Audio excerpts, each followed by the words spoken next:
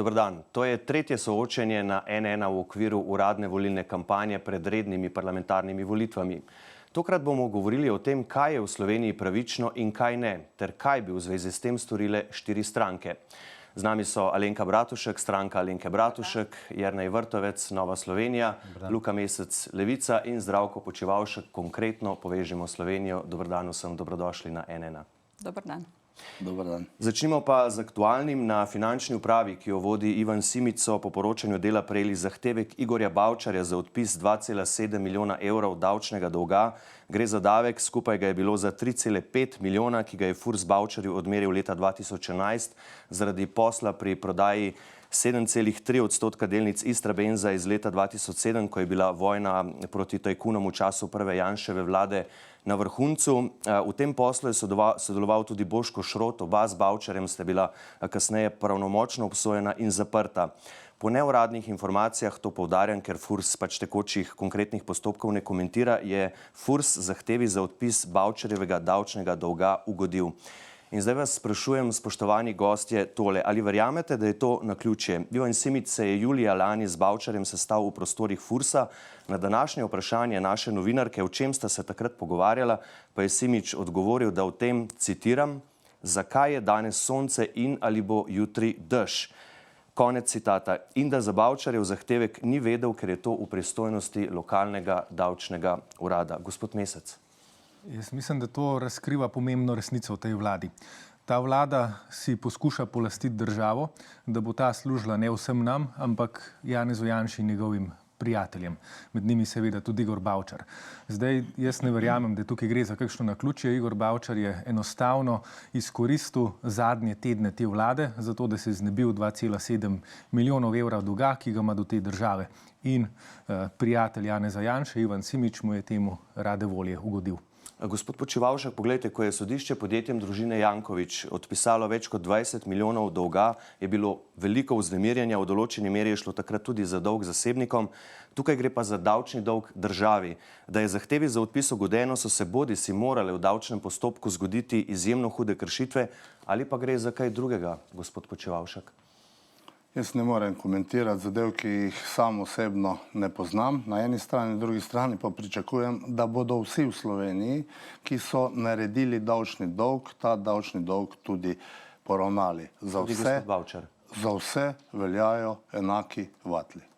Gospod Vrtovec, do leta 2016 je Bavčar dolg zmanjšal na 1,6 milijona evrov, od takrat naprej pa očitno Furs ni izterjal nič več ali pa zelo malo, saj Bavčar kot davčni dolžnik po uradnih podatkih Fursa še vedno dolžan najmanj milijon. Če bi bil v takšnem položaju recimo neznani mali podjetnik, kaj bi vi rekli Fursu, da od njega v 6 letih ni uspel izterjati dolga? Zdaj tukaj res govorimo o pravni državi, za katero mora veljati enaki vatli. In jaz mislim, da je potrebno, da gospod Bavčar in ostali udeleženci v tem postopku odgovarjajo za svoja dejanja, da poravnajo tisto, kar so dolžni na tej strani, torej država. Kot na drugi strani smo enako zahtevali, pa gospod Mesec pozabil, enako od gospoda Jankovića, ko mu je bil odpis velikih dolgov. Se pravi, enaki vatli morajo veljati za vse in tudi v dotičnem primeru. Se pravi, je prav, da se temeljito pojasni, zakaj do tega prišlo, kajti ne verjamem v ta naključje, da se kar tako počez zgodi. A smem repliko? Zelo na kratko, gospod. Ja, ne, gospod Vrtovec, vi ste pozabili, na kateri strani smo bili mi takrat. Mi smo bili na vaši strani, da to ni prav, da se Jankovićem odpisali. To, da vi zdaj pravite, treba je, da veljajo enaki vatli za vse, imamo pa tukaj 2 ministra te vlade, ki temu krijeta hrbet, je pa eno navadno sprenevedanje. Ne, vi ste, Zoran Janković je podpornik neke bodoče koalicije izven te vlade, torej ste na isti strani. Mislim, kaj imam je Zoranom Jankovićem? Gospod Počivalšek, na kratko repliko, potem gremo še naprej. Ministri nismo na čelu davčne uprave. Ponavljam, da pričakujem, da bodo vsi davčni zavezanci enakopravno ali pa enako poravnavali svoje obveznosti in tukaj ne sme biti nobenega vpliva politike. Gospa Bratušek, kaj vi vidite v tej zgodbi? Samo malo, ne moremo komentirati zadev, ki jih ne poznamo. To pravite, da je bilo, ne veste pa tudi sami. Dobro. Vsi morajo plačati svoje davčne obveznosti brez izjeme. Dobro, smo razumeli, gospod Bratušek. Kaj vi vidite v tej zgodbi? Je to lahko naključje? Ne? Pred mesecem niso gospodu Bavčarju odobrili tudi pogojni izpust iz zapora. Glejte, to je ena točka v dolgi vrsti napak, ki jih dela ta vlada. Ta vlada pravzaprav od samega začetka deli ljudi na prvorazredne, na drugorazredne. Za ene zakoni veljajo, za druge zakoni ne veljajo. Je pa gospod Bavčar, bom rekla, sinonim za to, kako v Sloveniji ne bi smelo biti. Ne smemo pozabiti, da je Istrabenz končal na slabi banki, davkoplačevalci so plačali približno 44 milijonov in pol. Kljub temu, da je zaprt, tako kot ste prej povedali, ne, je na javni radioteleviziji imel intervju, v gradu so ga snemali in ne razumem sploh, kako se v naši državi takšne stvari lahko dogajajo. Na finančni upravi se strinjam s povedanim, gre za sprenevedanje, ker to ni edina stvar, tudi ne na davčni upravi, ki se je zgodila. Res je vprašanje zdaj, a to drži ali ne drži, ampak izhajamo iz dejstva, da drži. In lahko komentiramo, kaj je, če to drži. In odpisati davčni dolg v višini 2 milijona 700, na drugi strani pa kaznovati družino, ki je rogljiček med COVID epidemijo z 400 evri kazni, to je to, kar ljudi boli. Da nismo vsi enaki in pod to vlado res nismo vsi enaki pred zakoni, nažalost. To, da vlada deli ljudi na prvo pa drugo kategorijo, je laž. Mi smo s svojimi dejanji dokazali, da smo pomagali ljudem, podjetjem in zaposlenim. In to kažejo tudi rezultati. Dobro, bomo In videli. eni dobijo kazen zato, ker jejo sendvič, drugi grejo pa na večerjo v prostor z 200 ljudmi, pa se nič ne zgodi. Čeprav pravila veljajo za vse. Nekateri pa imajo pis dolgov kar po 6, ne? Kaj smo bili pričati 2 leti nazaj. To Pod pa bo to Zoran vlado. Janković, ne? Pod to vlado. Ampak govorimo o tem, da morajo veljati v državi. Tukaj da smo enaki vatli za vse. Če želimo imeti pravno državo, moramo biti najprej zapriseženi temu. V primeru Bavčarja enako, v primeru Jankovića tudi enako. Eno stvar je pa vseeno treba povedati, ne? Gospod Bavčar, kakor jaz vem, je še vedno v zaporu. Tega jaz ne vem. Kako ne? Gospod Bavčar je še vedno obsojen, tudi politik mogoče, no? Politik, ki je obsojen zaradi gospodarskega kriminala in še vedno v zaporu. Problem je to, ker še drugi ni obsojen, pa bi mogel biti. Ne? Nekdanji Če politik, to vi pravite, gospod jaz Luka mislim, Mesec. da v tem v Sloveniji odločajo sodišča, ne? Gospod Luka Mesec. Glejte, ko govorimo, da morajo veljati enaki vatli za vse, treba začeti pri sebi. Ne, mi smo rekli, Janković mora plačati svoj davčni dolg in zdaj govorimo, Bavčar mora plačati svoj davčni dolg. Vidva sta pa Jankovića potegnila na ven zato, da bi uprala Bavčarja. In to je ključna razlika med nami pa vami. Ne, Bavčar mora plačati, Nisva to, kar oba. mora plačati. Jaz o Bavčar mora Jankoviću to nisem plačati. Ja, govoril. mislim, Za ampak Jankovića tega ne enako, narediš, ko da rečeš, kaj pa Janković. No, lepo prosim. Pač zahtevajte lepo, da se tukaj začne upoštevati pravila. Dobro, vsi se strinjate, da je pač morajo pravila enako veljati za vse, da morajo vsi svoje dolgove plačati in bomo videli, kako se bo ta zgodba razvijala. Gremo naprej. Gremo zdaj. Samo en stavek. Jaz nisem izvzel gospoda Jankovića. Še enkrat vztrajam na tem, da veljajo enaki vatli za vse. Smo razumeli, gremo naprej. Gospod Počivalšek, bova midva nadaljevala. Gospod Počivalšek, ko ste marca v odsotnosti premierja Janše vodili sejo vlade, ste preprečili, da bi vlada obravnavala Umarjevo napoved gospodarske rasti, ker da ta ni dovolj upoštevala učinkov investicij. Ampak po neuradnih informacijah je v internem gradivu, ki ga niste dali naprej, pisalo, da Umar za leto znižuje gospodarsko rast 4,7 na 4,2, za leto 2023 napoveduje 3-odstotno, za leto 2024 pa 2,8-odstotno rast. Kako naj to razumemo, gospod Počivalšek, razen tako, da hočete ob koncu mandata videti boljše številke? Govorite o neuradnih podatkih. Vodil sem sejo, na kateri je bila odsotna več kot polovica ministrov. Temeljito smo predebatirali predloženo temo, ugotavljali, da na gradivu niso bili vsi podatki in dogovorili, da bomo o tem govorili na seji vlade takrat, ko bomo prisotni vsi ministri. To je ena stvar.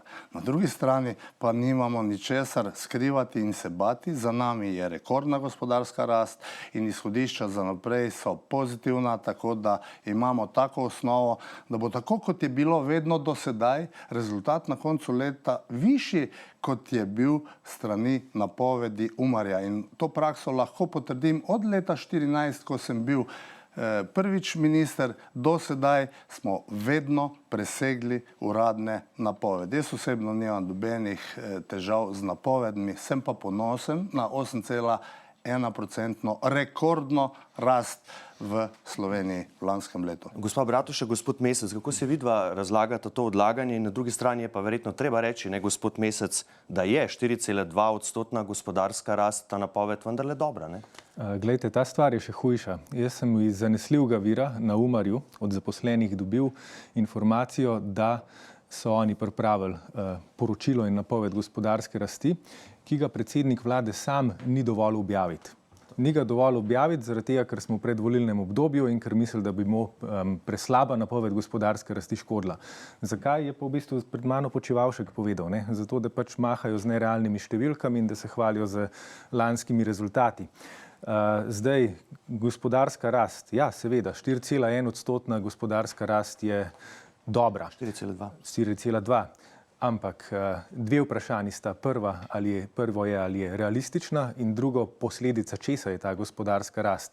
Ne pozabite, mi imamo še zmer proračun, ki bo letos ustvaril 2,5 milijardni primanjkljaj. Umar pravi, da je ta napoved zelo realistična. Zelo realistična, Seveda. Ni nobenih razlogov za kakršnekoli popravke, pri tem vztrajajo, večkrat so nam na to vprašanje tako odgovorili. Ne, če smem samo zaključiti svojo poanto. Glejte, bistvena razlika je, ali država v enem letu, država kot država, proračun zapravi 10 milijard ali jih zapravi 12,5.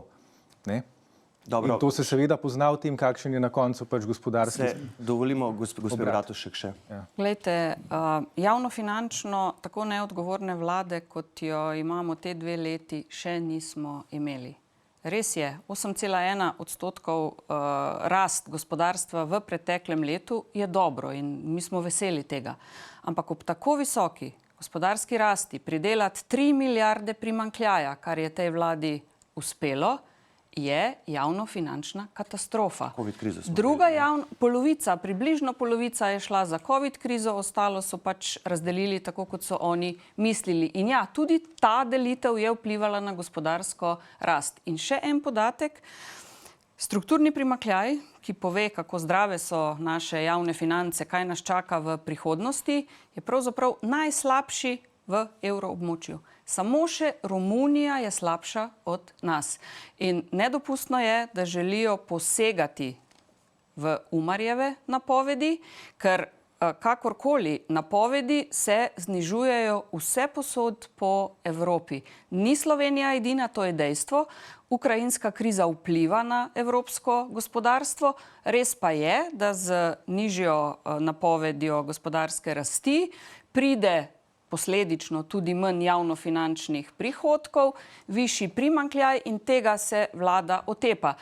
Še eno stvar bi spomnila, Slovenija bi morala do konca aprila v Bruselj poslati program stabilnosti, to pomeni neko javnofinančno sliko za naslednja 4 leta in v tem dokumentu ni ne duha, ne sluha. Tudi Umar pravi, da brez tega podatka vlada ne more oddati do konca aprila programa stabilnosti. No, ampak se nam zdi normalno, da ga nihče v naši državi tega dokumenta, ki govori o naslednjih 4 letih, ne o 2 tednih, ko bo ta vlada končala svoje delo, ne? To je neodgovorna finančna politika. Ne, gospod Vrtovec Umar vztraja pri svoji napovedi, pravi, da ni, kot sem rekel, ne strokovnih, ne vsebinskih razlogov za popravek. Je pa to vsekakor zelo neobičajno, a ne? Dogaja se šele drugič v zgodovini Slovenije, nazadnje se je leta 2009, takrat je finančni minister Križanič napovedal popravek Umarjeve napovedi navzdol zaradi takratnih razmer, ampak takšne situacije, ko bi vlada in Umar vztrajala vsak na svojem bregu, pa še nismo imeli, gospod Vrtovec.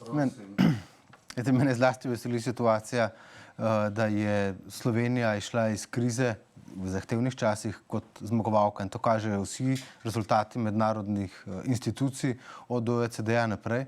Imamo rekordno nizko brezposelnost in tudi lanska gospodarska rast 8,1%, je res obetajoča, zelo dobra. Ampak sam mečkem, sam mečkem. Omenjen je bil javni dolg, potem pa vrnem na to.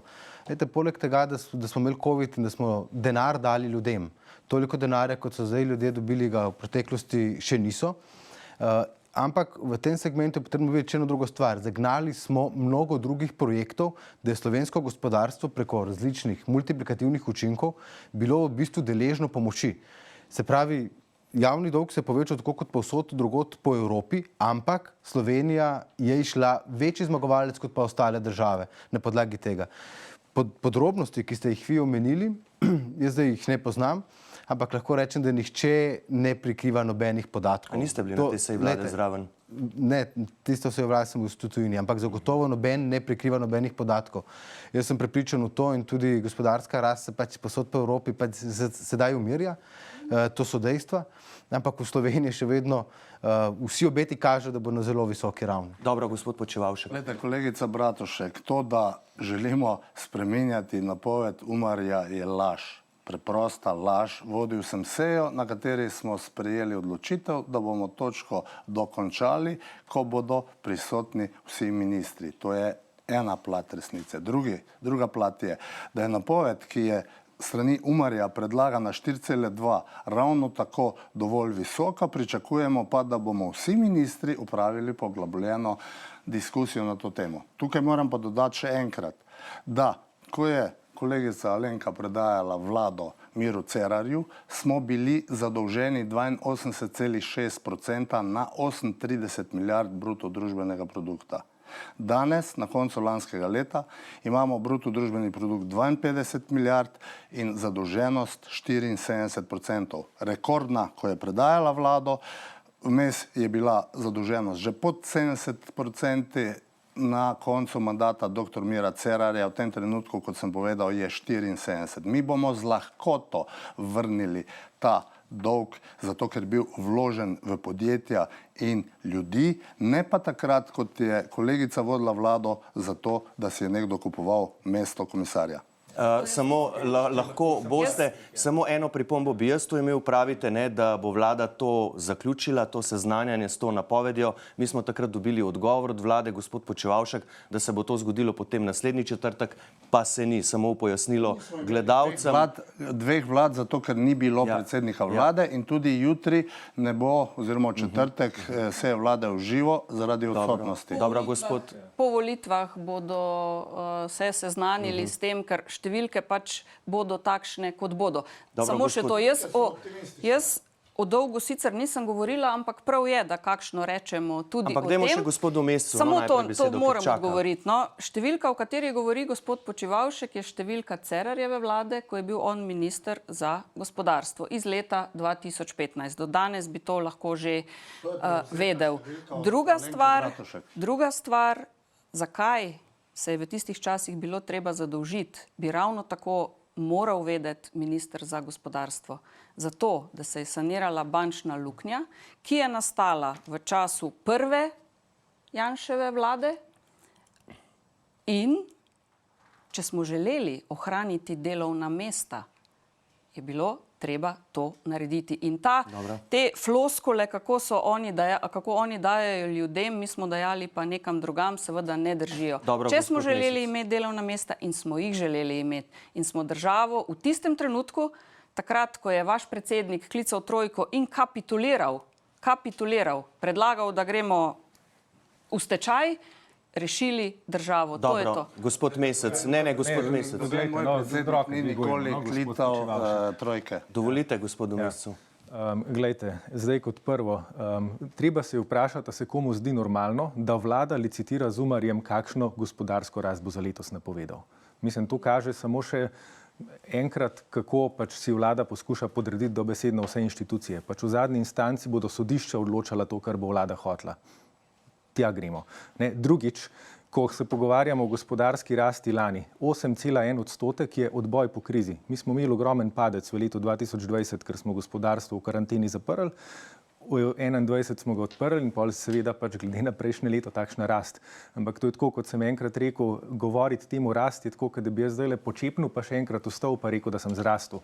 In tretjič, s kakšnimi ekonomskimi analfabeti imamo opravka, je pa pravkar gospod Počivalšek povedal, ko je rekel, mi bomo ta dolg brez problema vrnili. 40 milijard dolga ne bi Slovenija vrnila. Mislim pa lepo vas prosim, poznate kakšno državo v zgodovini, ki je to naredila? Jaz poznam eno, Ceausescova Romunija, ki je dobesedno racionalizirala količino jajc in moke, ki jih lahko človek na dan poje, zato da so v 10 letih dolg poravnali. Ne bomo tega dolga vrnili, ta dolg bo pač, ste nam nažalost nakopali, kar lahko delamo je samo, da ga naredimo obvladljivega.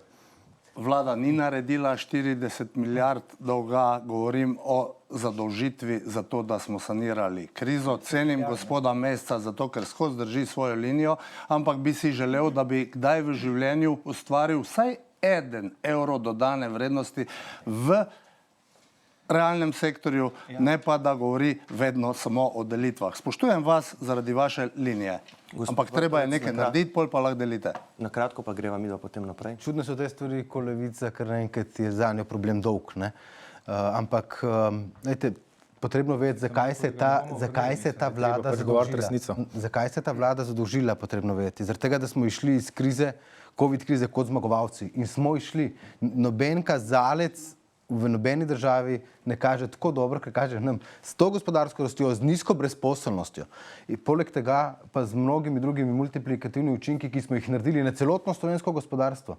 Vi si predstavljate, da je bilo takrat, ko ste vi rekli, ne se ne gremo več te vlade, tako enostavno. Ampak gospodarstvo ni klecnilo, gospodarstvo se je v covid krizi borilo, ustvarilo dano vrednost s pomočjo države, da smo pomagali s turističnimi boni, da smo pomagali zaposlenim, posameznikom. In to je bilo res, to je zelo pomembno, zaradi tega, ker se dajo pavšalne ocene, da se je vlada zadolžila za bombončke. Ne, zadolžila se je in dala denar ljudem, za razliko od tega, da jih nismo dali tajkunom. Mogoče pa vas to boli. Ja, finančni minister je rekel, da ne gre za bombončke, ampak za bombonjere. Je pa dejstvo, da ljudje... To je on rekel, ne finančni minister. Je pa dejstvo, da ljudje bolj kot gospodarsko rast čutijo podražitve. Tole so zdaj številke, videli bomo, od marca lani do marca letos se je hrana podražila za skoraj 7%, prav tako sta se podražila dizel, bencin za približno 30%, zemeljski plin za 31% in toplotna energija, s katero se ogreva veliko gospodinjstvo, za skoraj 52%. Še podatek, da so se podražile tudi gostinske storitve za 7%. Se je pa zaradi intervencije države začasno znižala cena elektrike in sicer po podatkih v primerjavi z lani za slabih 30%. Ljudje so danes, gospod minister Vrtovec, začeli dobivati energetske vaučerje v višini 150 oziroma 200 evrov, ki jih lahko porabijo za karkoli. To je bil vaš ukrep za blažitev višjih cen. Ampak gospod Vrtovec, direktor Elesa Aleksander Mervar, je bil v soboto za Dnevnik zelo jasen. Naslednjo zimo pri elektriki prihaja šok. Pravi, stroški končnega porabnika bodo višji za 25 do 70%. Vi ste resorni minister, bodite prosim zelo jasni, ali se morajo ljudje za prihodnjo zimo pripraviti tudi na precej više položnice za elektriko, ali pa boste tudi to preprečili in če, kako? Prav je, da država pomaga na sistemski ravni, tudi dolgoročno. Mi smo kratkoročno cene elektrike zajezili na račun določenih prispevkov, omrežnine in tako dalje. Moram pa povedati, da tukaj ni problem samo za Slovenijo, ampak da je vse evropski problem. Cene elektrike navzgor poganja cene zemeljskega plina. Morate pa vedeti, da mi imamo za izračun cene elektrike na borzi eno posebno formulo, ki jo je sprejela Evropska komisija. In ključen element te formule, da grejo cene elektrike gor, je cena plina. In na evropski ravni sedaj poteka razprava med energetskimi ministri, pa tudi med predsedniki vlad, ravno to, da se ta formula spremeni in da ne bo več plin ključen faktor pri izračunu cene električne energije. Če pa bodo te cene šle naprej, potem pač, ali bo to ta ista vlada, ki bo šla naprej, pač sprejela ukrepe za blažitve teh cen in pomagala ljudem. Tako kot smo pomagali zdaj z nižjimi ceni ne samo elektrike, ampak tudi pogonskih goriv. Ne tega pozabiti, da se v Sloveniji tanka mnogo bolj poceni kot pa v sosednjih državah in za ceno elektrike pa tudi za energetskim vaučerjem. Splošna diskusija, ampak to lahko na naslednjem vprašanju, izven elektrike pa je plin. Kajti za elektriko ni tak problem, kot je problem plin. Pri plinu pa veste, da je ogrevanje, je gospodarstvo, so še vsi ostali sistemi. in to ne gre spreminjati čez noč. Pri elektriki lahko država lažje blaži posledice. Ampak vi iščete zdaj alternativne vire, ne? Katar, Alžirija, na Hrvaškem ste bili, na Krku, pa lahko zdaj tukaj volivcem in podjetjem, gospod minister, poveste, ali bodo in za koliko bodo njihove položnice za plin zaradi tega višje, ker pač Slovenija ne bo več kupovala sicer najcenejšega ruskega plina. Če vprašate največjega brokerja na svetu, kakšna bo cena plina čez 14 dni, vam ne bo dal odgovora. Dobro, ampak moram pa to, ne, zato ker tukaj se dogaja to, ne. Glejte, imamo borzo in tako plin kot cena elektrike se oblikujejo na borzah. In ni država tista, ki dobavlja, ampak so tukaj dobavitelji. V Sloveniji imamo na primer Geoplin, Adria plin, pa druge velike sisteme. Ampak pozor, odpiramo pa tem podjetjem vrata, da bi, če bi pride do embarga, če pride do karkoli, in prav je, da pride do diversifikacije virov, odpiramo tem podjetjem vrata v Alžiriji, v Katarju, ne nazadnje smo bili na Hrvaškem. Torej, imamo odprte poti, da naredimo diversifikacijo strani ruskega plina. Nimate pa še tega odgovora, gospod Bratušek. Vi ste edini, ki ste v preteklosti maja 2013 zvišali DDV. Zakaj zdaj ne predlagate znižanja DDV-ja na vse, ne samo za energente, kar ste predlagali v Državnem zboru? Glejte, najprej se bom navezala na to, kar je govoril minister. Pred enim tednom je na eni televiziji rekel, da če bodo oni na vladi, bo elektrika in plin tako poceni ali pa tako draga, kot je danes, vsekakor ne dražja. Zdaj je v enem tednu ugotovil, da pač vpliva na ceno, kot minister nima. Drugo, ta vlada, ko poslušaš, je zaslužna za vse, kriva pa za nič, kar je slabega. Pa če mi lahko odgovorite na Leta vprašanje? 2013 smo se odločili začasno dvigniti DDV, ker je to v tisti javnofinančni situaciji, ki smo jo dobili, to je tik pred bankrotom, bil najučinkovitejši in najhitrejši ukrep. Vlada Mira Cerarja s gospodom Počivalškom kot gospodarskim ministrom se je odločila, da ne gre koraka nazaj. In še ena stvar je pri vsesplošnem znižanju DDV-ja vprašljiva, da se v bistvu to znižanje ne pokaže na cenah. To se zdaj dogaja na Hrvaškem. Hrvaška je za določene prehranske artikle cene znižala in ni hkrati preverila ali pa zahtevala, da se absolutno vso to znižanje prenese na nižje cene, ki bi jih čutili ljudje. Smo pa, za razliko od ministra Vrtovca, predlagali, da namesto omrežnine, ki so jo znižali in vzeli pravzaprav zeleno prihodnost Sloveniji za nekaj let, ker naši daljnovodi, če želimo, in vsi, kot slišim, to želimo, ne prenesejo dodatne obremenitve z več sončnimi elektrarnami, z več vetrnimi, in mi smo predlagali, da bi namesto tega za energente vlada tudi začasno znižala DDV in prevzela nase na državni proračun to breme. Ampak tudi Šarčeva vlada, katere del ste bili vi, tega potem ni nazaj znižala, gospod Počivalšek. Samo še to sem povedala. Jaz sem povedala tudi, zakaj se mi ta ukrep ne zdi smiselen. Ampak vsi so še to, tudi Nova Slovenija in SDS je obljubljal znižanje DDV-ja, ki ga seveda potem ni uveljavil. Nihče ni tega naredil, gospod Počivalšek. Zaslužni skupaj z podjetji gospodarstveniki za odlično stanje našega gospodarstva. In nismo odgovorni za slabe rezultate, ker jih ni. Zaslužni smo skupaj z njimi za dobre. Vedno smo ravnali tako, da smo pomagali najranljivejšim skupinam. Ko so se določene skupine odločile, da bodo izsiljevale zgodbo na ceni goriv, smo se odločili, da bomo to tukaj na tem področju cene zamrznili. Podobni poskusi so tudi na prehrambenem delu. Začasni ukrepi sodijo za začasne zgodbe, ki se na trgu odvijajo v negativni smeri. In tudi tukaj je potrebno povedati, da smo ravnali hitro za draginjo, pomoč gospodarstvu 70 milijonov, tistim, ki jim je energija zrasla iz letos na lani za več kot 40%, kmetom za pomoč pri draginji mineralnih gnojil v 30 milijonih in 700 tisoč prebivalcem, to, kar je govoril kolega Vrtovec, pomagamo skozi draginjski voucher. To vemo, In še gospod ena stvar, Počivalšek, potrebno je povedati, da smo znižali položnice vsaj za 3 mesece, začasno, To smo za tudi že to, da povedali. se... Ja, to je pomembna zadeva, ki vpliva na to, da je na nek način budžet, proračun vsake družine nižji. Dobro, gospod Mesec, glede na razmere podražitve je treba reagirati tudi hitro. Poglejte recimo to izjavo Izidorja Krivca iz Celjskih mesnin za N1, takole pravi, citiram: že s tem mesecem cene mesa in mesnih izdelkov dvigujemo za okoli 30%, višja cena osnovne surovine, prašičjega mesa, ki pri nas predstavlja 70% končne cene, dražji energenti, embalaža, repromaterial, vse to je šlo gor. Ta dvig cen je minimum, da zagotovimo vzdržno poslovanje, konec citata. Gospod Mesec, bi v teh razmerah celo vi podprli izdajo še kakšnih voucherjev ljudem ali pa naj ta bremena, ki ostajajo, nosijo sami? Ja, gledajte, jaz bom najprej povedal, da za razliko od gospoda Počivalška, jaz nimam lista pred sabo, s katerega bi recitiral, v čem vse sem najboljši, pa če imam tukaj blok, to je katerega si kaj zapišem, če kdor kaj pomenljivega pove. In tako, jaz mislim, da moramo se vrniti k tem, da poskušajmo pač govoriti resnico. Resnica je, da se je Evropa zaradi ukrajinske vojne znašla v energetski krizi, brez ruskih energentov imamo težavo. In odgovora na to trenutno nima ne slovenska vlada, ne evropske vlade. To je odgovor na moje vprašanje morda. Imam. Mi bomo pa naredili vse, ko bomo v vladi, da ljudje zaradi teh podražitev ne bodo trpeli.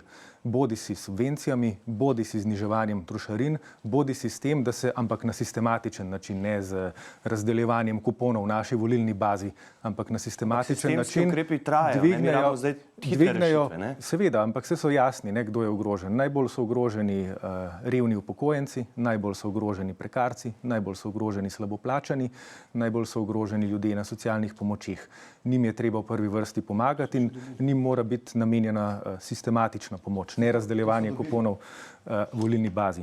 Ravno ta baza, ki jo omenil gospod Mesec, so vsi dobili pomoč, te dni se izplačuje. Dobili so tudi tisti, ki te pomoči ne potrebujejo. Če smo najbolj obremenjeni. Če smem samo potegniti črto, zdaj kar je odgovor tako na srednji rok, pa je, da se Evropa mora osvoboditi fosilnih goriv. In zato je treba pospešiti zeleni prehod, ne pa denarja metati v recimo orožje, kar se zdaj pojavlja tendenca v Evropi. Niste mi odgovorili na vprašanje, ampak gremo zdaj naprej. Dejstvo je, ne gospod Počivalšek, gremo naprej. Dejstvo je, da ne nosimo vseh bremen enako. Gospod Vrtovec, kako mora biti razdeljeno ustvarjeno, torej tisto, kar ustvarimo, da je družba pravična. Vaš koncept je, koncept vaše stranke, krepitev gospodarstva in srednjega razreda, ampak to, da imamo pod pragom revščine že 254 tisoč ljudi, od tega 97 tisoč upokojencev in 46 tisoč ljudi, ki delajo, pa gotovo ni pravično. Pravična država in naš koncept je zagotovo ta, da z močnim gospodarstvom, z boljšimi plačami, z nižjo davčno bremenitvijo se lahko pomaga tudi tistim, ki ne zmorejo. Ampak tukaj poudarjam eno stvar. Ta trenutek tisti, ki v Sloveniji želi delati, dela. Problem je, da ga moramo še davčno razbremeniti, mu dopustiti, da več lahko tudi ustvari. In ne nazadnje bo ta človek boljše živel. Problem nimamo s tistimi, ki so brezposelni, ker imamo v državi ogromno socialnih in drugih instrumentov za pomagati ljudem. In prav je, da se tistim, ki ne zmorejo, pomaga. Problem pa je nizke plače pri tistih, ki svoje delo kakovostno in dobro opravijo. Zaradi tega imamo pri nas koncept zagotovo, da z nižjo davčno obremenitvijo tudi teh ljudi pripomoremo k temu, da se bo tudi njihova blaginja dvignila. Gospod Mesec, vam pa očitajo, da bi samo delili više minimalne plače, više pokojnine, više socialne transferje, sistem temeljnega dohodka in tako naprej. V grobem bi vi predvsem z davki vzeli bogatejšim in podjetjem več, tudi za pokojnine, in dali tistim, ki imajo manj. Kako pa bi preprečili, da kapital potem ne bi zbežal na tuje, da bi ostal doma, da bi vi imeli kje jemati? Drži. Zdaj gledajte tako. Kapital po podatkih Maxa Tajnikarja v Sloveniji vzame okrog 30% BDP-ja.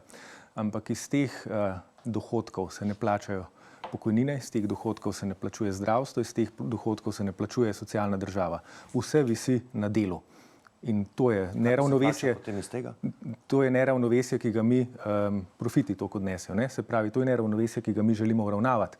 In drugo, kar bi mi želeli v slovenskem gospodarstvu narediti, je, da bomo v naslednjem mandatu uvedli spodbude, da se zaposlene začne vključevati v lastništvo.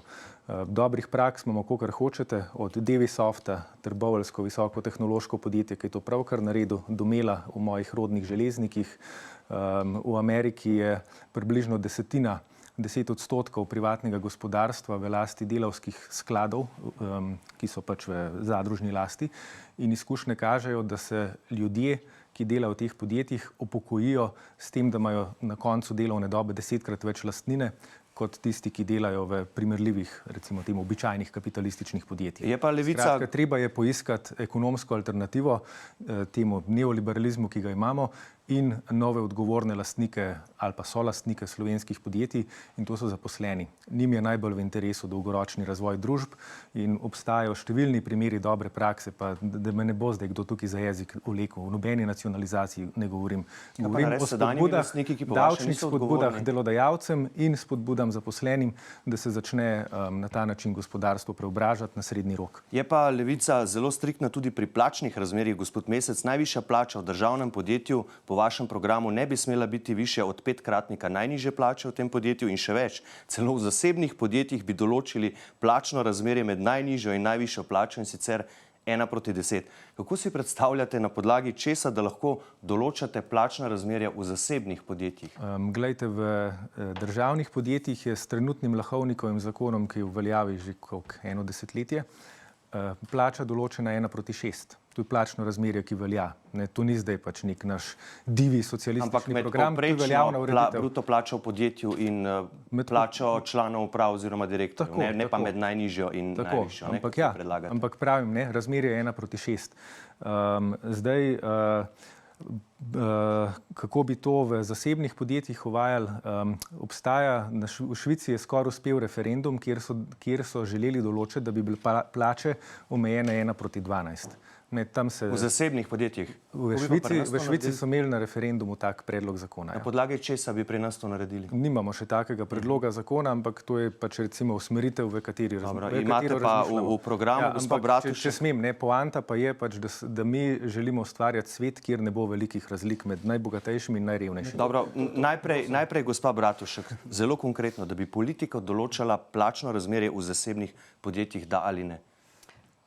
Težko si predstavljam, ampak če bi, tako kot je rekel kolega, šli na referendum, če bi se ljudje tako odločili, zahtevali od države to, čeprav sama osebno dvomim, da bi takšen referendum uspel in da bi bilo prav, je pa vsekakor cilj ali pa mora biti cilj naše države delovna mesta z višjo dodano vrednostjo, ker to pomeni višje plače tudi za zaposlene, da se ne pogovarjamo samo o menedžerskih plačah, višje plače za zaposlene in na koncu tudi višje pokojnine. In še eno stvar moram povedati, prej ste spraševal, kakšna naj bo Slovenija, oziroma kako si jo predstavljamo, solidarno in socialno, kjer bodo upokojenci svojo plačo lahko plačali dom za starejše v normalni standardni sobi, brez doplačevanja otrok ali celo vnukov.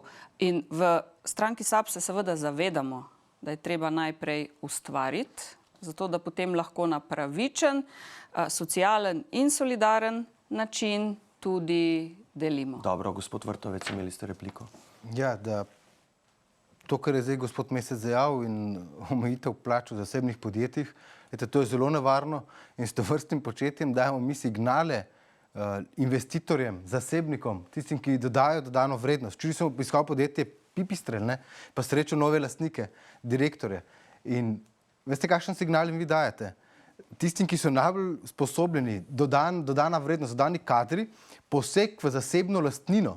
V zasebno lastnino je to, po mojem mnenju, nisem pravnik, ampak protiustaven poseg, prekomeren poseg. In to je poleg obdavčitve nepremičnin, kar je predlog Levice, je to še en velik udarc zasebnikom, zasebnim podjetjem. In jaz si ne predstavljam, kdo bo še vlagal tako državo, če politiki, ki tekmujejo, kdo bo v vladi, gospodarski ministri in tako naprej, dajo takšne napovedi. To je zelo nevarno početje. Gospod Počivalšek se je že prej javil. Kratka replika na tole. Glejte, gospod Vrtovec, po slovenski ustavi je zasebna lastnina omejena svojo gospodarsko gospodarsko, okoljsko in socialno funkcijo. Na to se ves čas pozablja.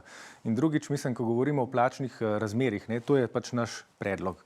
Pa povejte vi meni, kaj so pa za vas sprejemljive plačne razlike? 1:100, 1:300?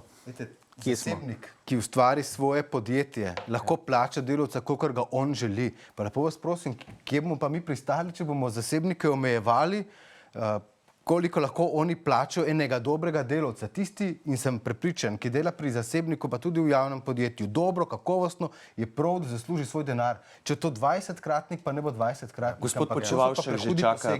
Dovolite, gospod Mesec. Verjamem, da s takimi nebulozami ne bomo iz Slovenije izgnali Šeškov, Akrapovičev in ostalih podjetnikov. Najboljša socialna država je uspešno gospodarstvo in naloga vsake vlade je, da omogoča razvoj gospodarstva. In tukaj se končno strinjava s kolegico Alenko, da je potrebno najprej ustvariti, da potem lahko delimo. In verjamem, da je to edini korak, ki omogoča to, da bomo vsi skupaj bolje živeli. Mi v gibanju Povežimo Slovenijo zagovarjamo 3 stebre, in sicer steber gospodarstva, socialne države, se pravi vse, kar je dobrega za ljudi, in pa za naravo. In to je temelj vseh teh načrtov, ki jih mislimo realizirati v prihodnje. Ja, izvolite. Bi pa vlada morala znati urejati vsaj plače v javnem sektorju. Mislim, da je včeraj dobila ne vem koliko že zaušnic iz Ustavnega sodišča, ker niti tega, niti plač v javnem sektorju ne zna urediti. Ustavno sodišče je tej vladi pravilno seveda, ker imamo enotni plačni sistem, razveljavilo darilo, ki so ga želeli dati najbogatejšim in lahko tudi najboljšim, ampak s tistim, ki že danes imajo veliko, zdravnikov. Namesto, da se lotite reševanja problemov plač, medicinskih sester, plačne skupine J, ki je najslabše plačana v državi, vi želite zdravnikom dvigniti za 24% plače in ste dobili zaušnico tega istega Ustavnega sodišča, ki ste ga prej omenili. Skratka, protiustavno ste želeli posegati v sistem plač v javnem sektorju in povezano s tem novi vladi nakopali gromozanske probleme. Gromozanske probleme. 1,5 milijarde približno pomeni, če bi, tako kot ste si vi zamislili, dvignili plače vsem. Tako da, ko govorimo o ustavnih pravicah, mislim, da je ta vlada zadnja, ki lahko komorkoli, karkoli učita, ker toliko razveljavitev, kot ste jih bili deležni vi v teh 2 letih, ni bilo vlade v zgodovini. Dobro, na kratko, gospod Počivalšek, replika. Delamo v izrednih razmerah, moramo vleči hitre in ustrezne korake, s katerimi omogočamo, da sistem deluje. Želeli smo onemogočiti odhod mladih kadrov, mi bomo morali najti sistemsko rešitev, ampak v teh nujnih zadevah je bilo marsikdaj potrebno sprejeti kako odločitev, s katero smo želeli reagirati hitro. Seveda pa obstaja vprašanje sistemskih rešitev za bolj normalna obdobja, ko bomo vsi skupaj sodelovali in našli rešitve, ki bodo pripeljali do tega, da bodo vsi umski potenciali v Sloveniji ostali. Ampak ste vi enkrat rekli, gospod Počivalšek, citiram, kdor ne dela, naj ne je. To si še vedno mislite ali boste na tem mestu to izjavo vzeli nazaj?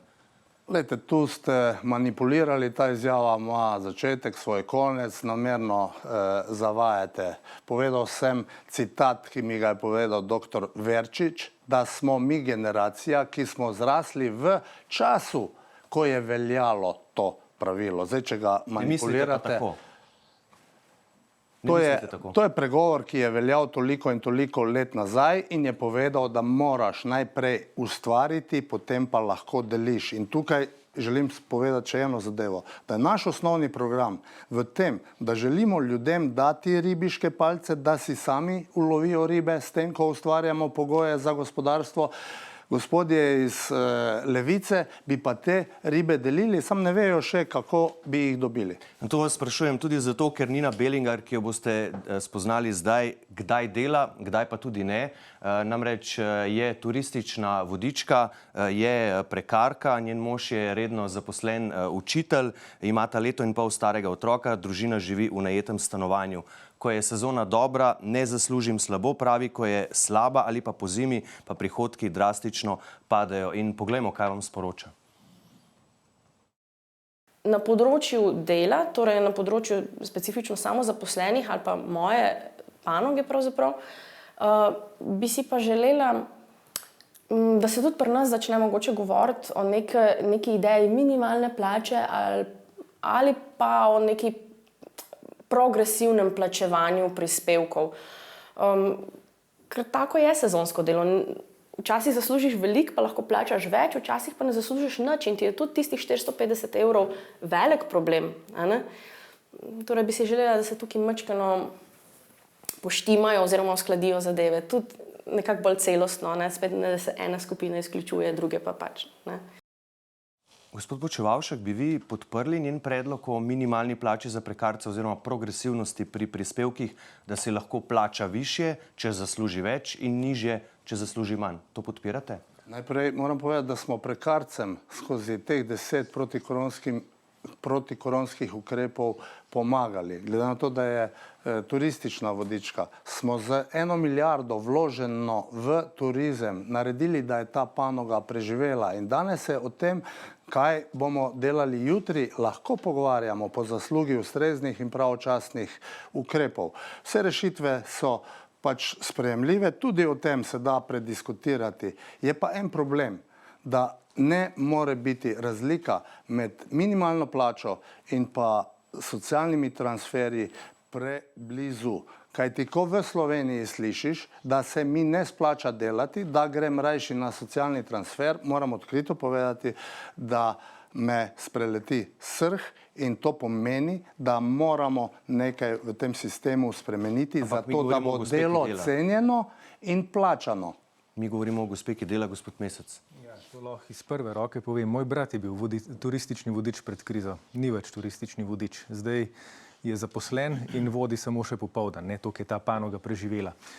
Drugič, če se vrnem na prejšnjo temo, glejte... Ne, na to, kar sem vas vprašal, če bi podprli idejo, ki smo jo slišali od gospe Nine, glede progresivnosti plačevanja prispevkov in nekakšni minimalni plači za prekarce. To sem vas vprašal. Ja, seveda, bi se bili pripravljeni o tem pogovarjati. Prekarcem je treba zrihtati minimalno socialno zaščito, predvsem pa začeti se pogovarjati o tem, kako prekarno zmanjševati. Mi imamo trenutno na trgu dela skoraj 1/4 ljudi, ki so v takšnih ali drugačnih prekarnih oblikah zaposlitve, kar je problem za njih, ne, ker mi imamo kelnarce, ne vem, na SP-jih.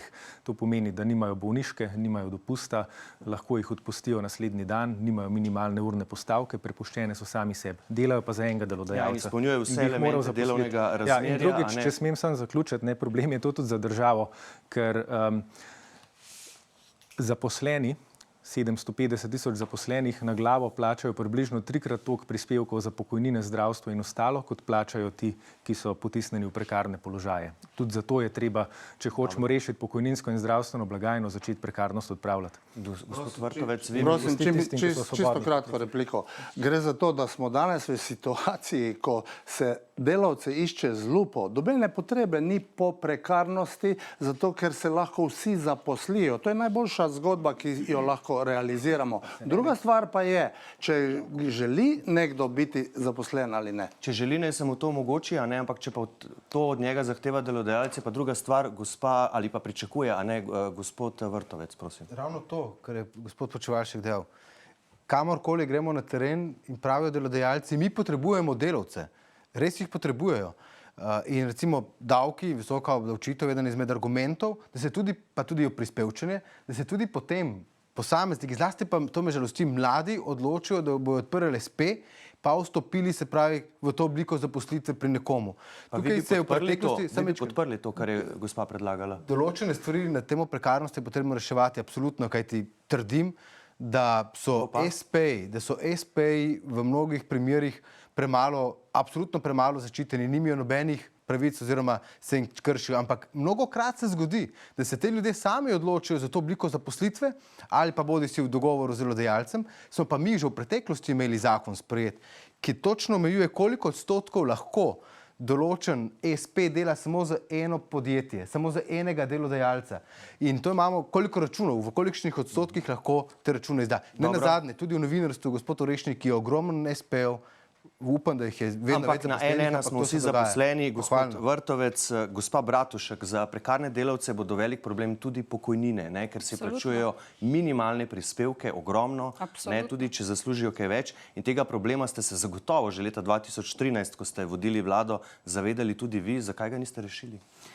Glejte, v letu in pol ali pa v slabih 2 letih pravzaprav se ni dalo rešiti vseh težav, ki jih je Slovenija takrat imela in ki smo jih dobili na hrbet. Takrat smo naredili eno veliko delo, to je sami rešili finančne težave.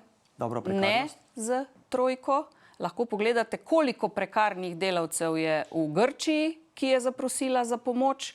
Znižale so se pokojnine, znižale so se plače javnih uslužbencev. V Sloveniji na srečo ne. Še več. Če lahko Vrnili prekarni. smo, vi ste omenili leto Da. 2013, vrnili smo pokojnine, ki jih je druga Janševa vlada za 25% znižala upokojencem.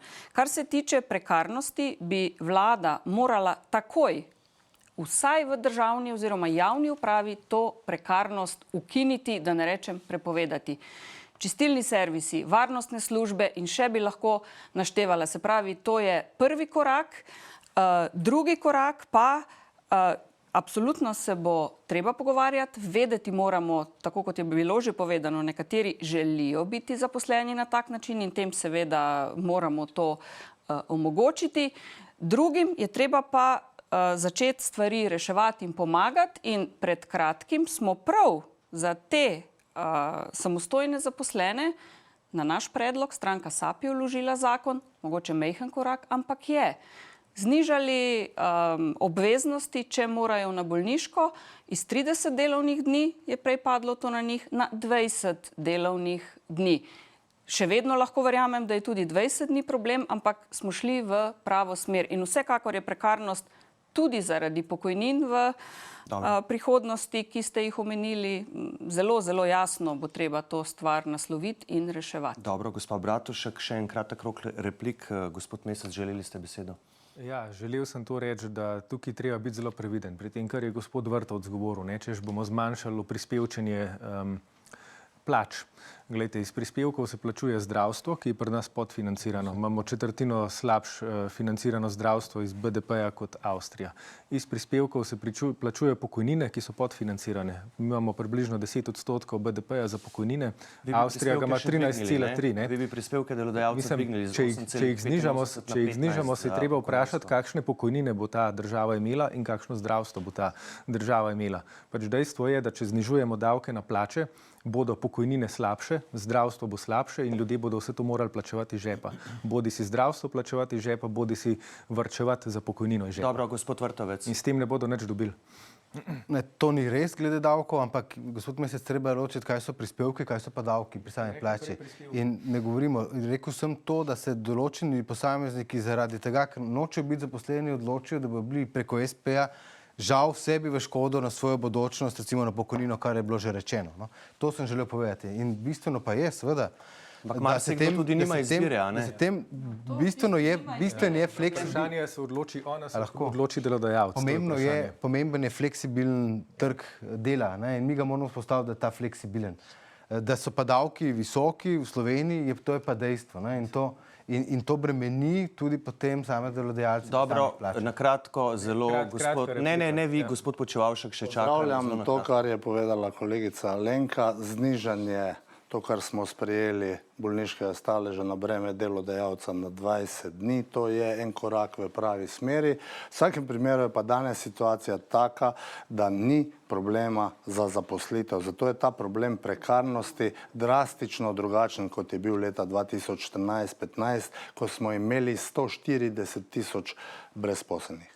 Gospod Počivalšek zelo dobro pozna turistično panogo in ve, da nihče ne bo zaposlil turističnega vodnika ali vodnice, če ima posel samo polovico leta. Se pravi, to je panoga, kjer je sezonski značaj in bo treba stvari urejati tudi drugače, kot reči samo, sej te bojo zaposlili, ker v tem trenutku ni delovne sile. Kadri iščejo z lupo. No, Nina Belinger še vztraja, si pa svojega stanovanja z možem trenutno ne more kupiti, a ne? In ravno pri tem, koliko nepremičnin ima kdo, se v Sloveniji najbolj kaže dohodkovna neenakost. Vsi se strinjate, da je treba nekaj narediti, ker je ena cela generacija mladih tukaj zelo na udaru, se pa zelo razlikujete v pogledih kako, a ne?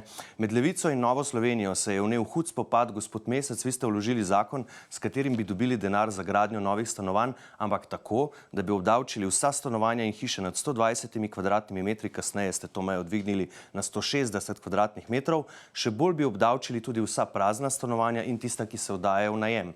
Nova Slovenija je to označila kot napad na podeželje, zato, ker nekdo, ki v Ljubljani živi v denimo 350 000 evrov vrednem stanovanju, ki ni večje od 160 kvadratnih metrov, ne bi plačal nič davka. Ne? Nekdo, ki živi v hiši na podeželju, večji od 160 kvadratnih metrov, v vrednosti recimo 200 000 evrov, pa bi plačal 91 evrov davka na leto.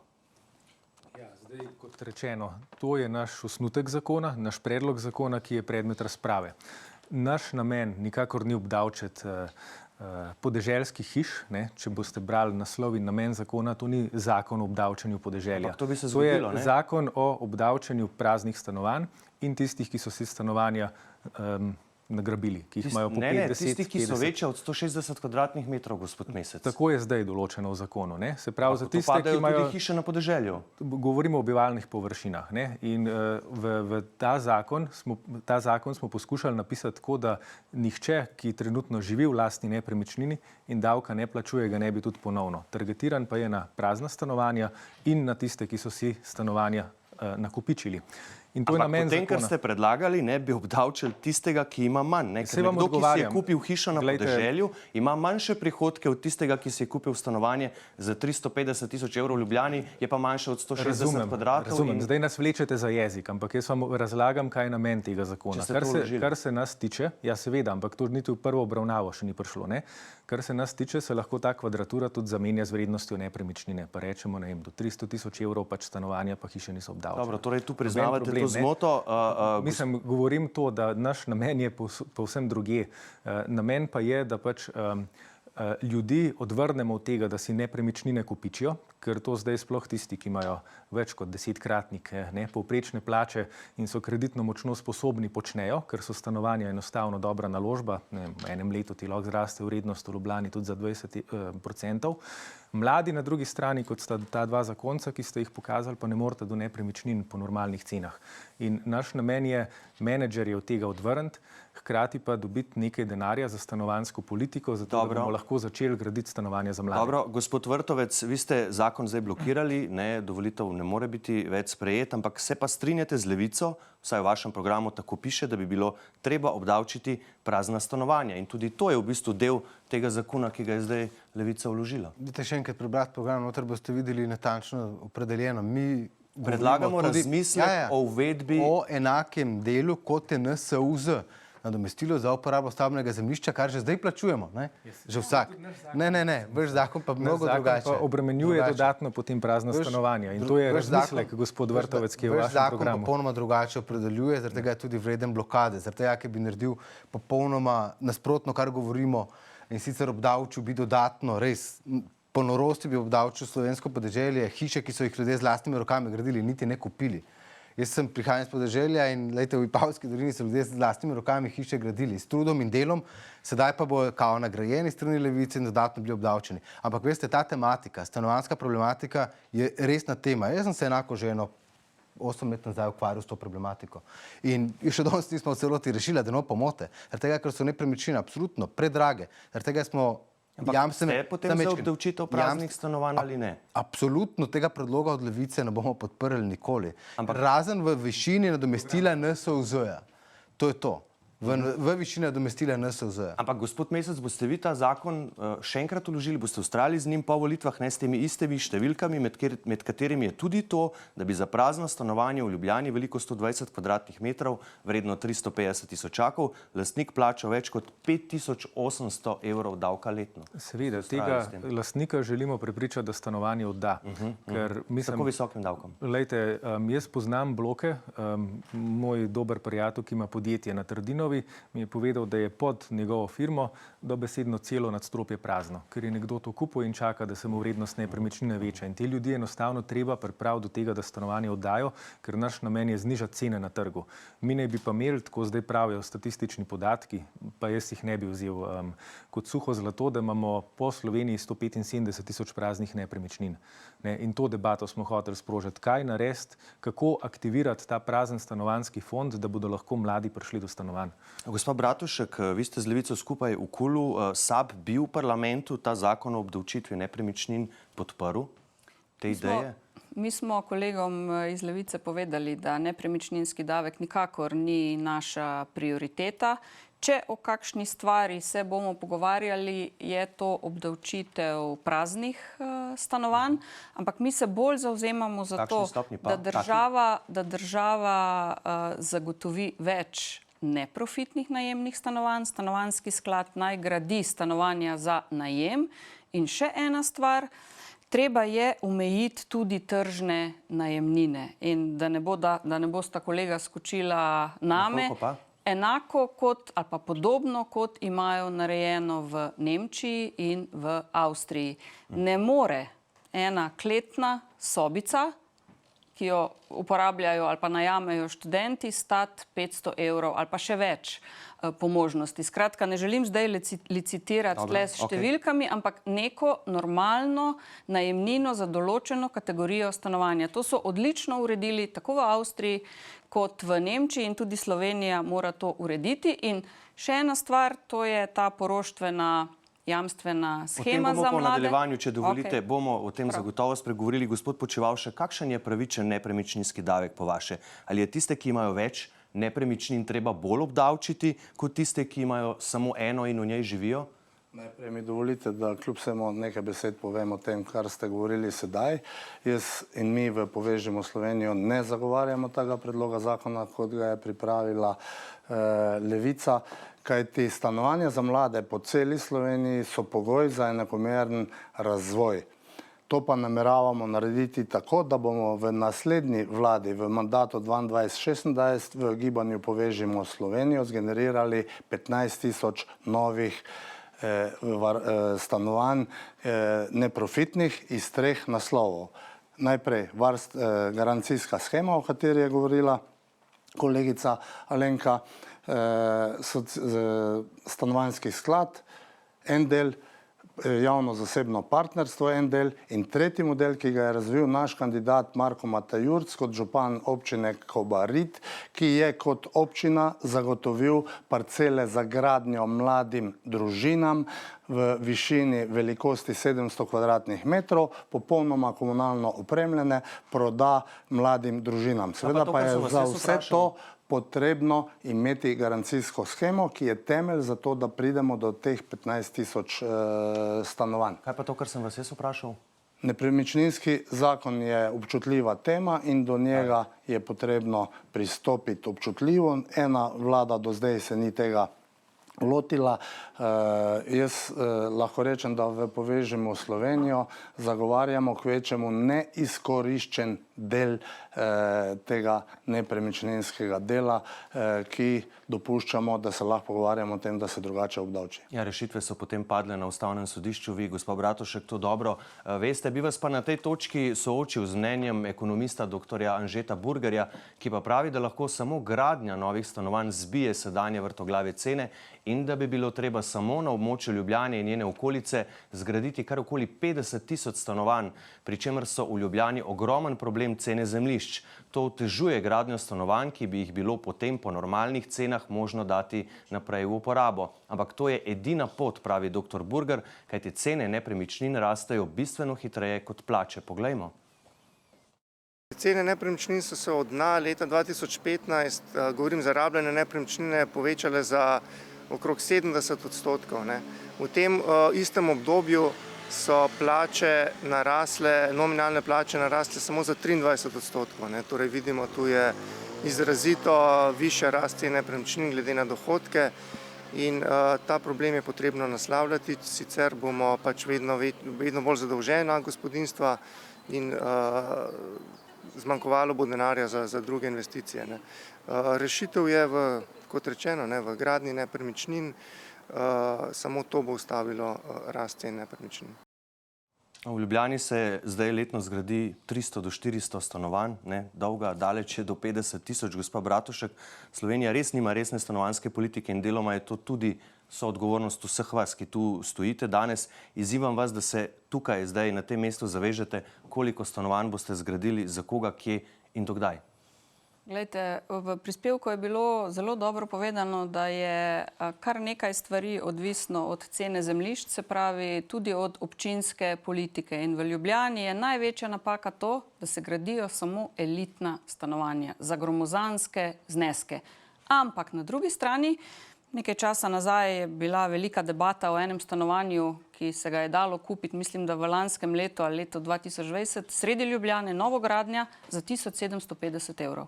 To bi moral biti cilj nove vlade. Še vaša zaveza?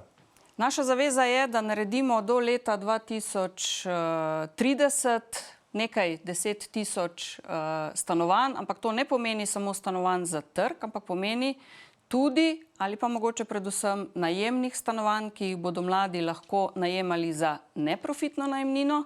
Ko se bodo in če se bodo odločili, da to stanovanje potem kupijo, bi se jim pa najemnina uštevala v kupnino. Ampak se strinjam s povedanim, samo večja ponudba bo znižala cene in ne smemo dovoliti občinam, da se gradijo, predvsem Ljubljana je tukaj problem, da se gradijo samo elitna stanovanja. Je treba zagotoviti tudi stanovanja po normalnih cenah. Dobro, gospod Vrtovec.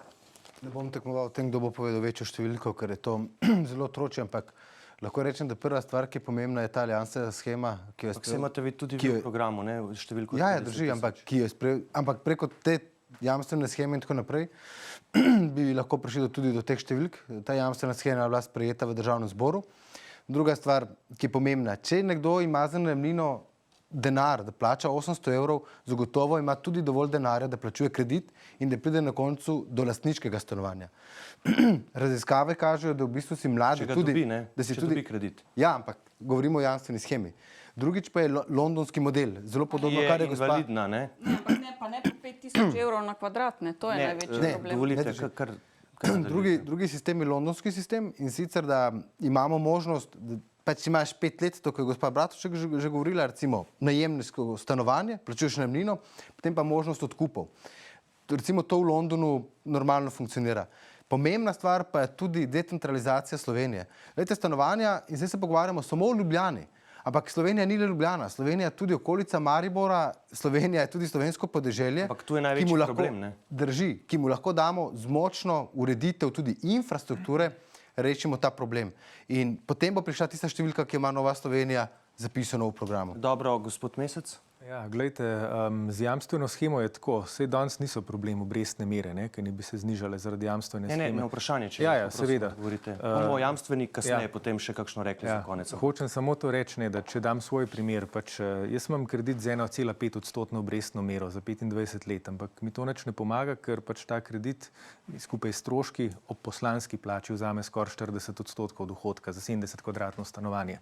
Problem so cene in cene lahko zbijemo samo z večjo ponudbo. Tako da pač naš plan je gradnja 30 tisoč javnih najemnih stanovanj iz mešanih virov, neki iz davkov, neki iz proračuna, neki z državno obveznico za slovenske varčevalce na bankah. Drugo je, da želimo z davkom aktivirati prazna stanovanja, teh naj bi bilo 175 tisoč, predvsem mestna središča tukaj targetiramo, kot sem prej povedal. In tretje je, ja, seveda, treba je omogočiti gradnjo in prepričati občine, da ne gradijo več samo luksuznih stanovanj, kot vidimo zadnja leta po Ljubljani. Dobro, gospod Počivalšek. Nova stanovanja po vsej Sloveniji. Problem lahko rešimo tako, da povsod po Sloveniji zagotovimo mladim dobro plačana delovna mesta, možnost upravljanja karijere in ustvarjanje družine. Pogoj za to je prvi korak v tej smeri, naprej pa 15 000, kot sem že povedal, novih stanovanj, ki so neprofitna iz teh treh naslovov. Več stanovanj pomeni nižje cene. Če tega sistemsko ne uredimo za enakomerno porazporeditev po celi Sloveniji, potem se bodo vsi Slovenke in Slovenci v 10 letih preselili v 4 do 5 mest.